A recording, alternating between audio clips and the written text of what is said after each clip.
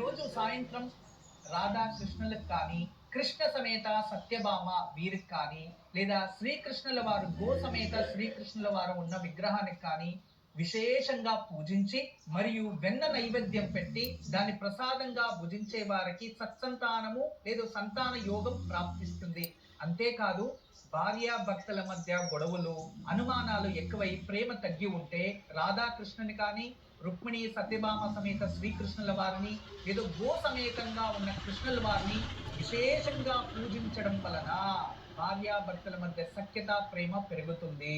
సత్సంతాన ప్రాప్తికై ఈ రోజు సాయంత్రం రాధాకృష్ణులను గాని, రుక్మిణి సత్యభామ సమేత కృష్ణుడిని గాని, గోవు సహితంగా ఉన్న శ్రీకృష్ణుడిని గాని పూజించి వెన్నను నైవేద్యంగా సమర్పించి ప్రసాదంగా స్వీకరించాలి.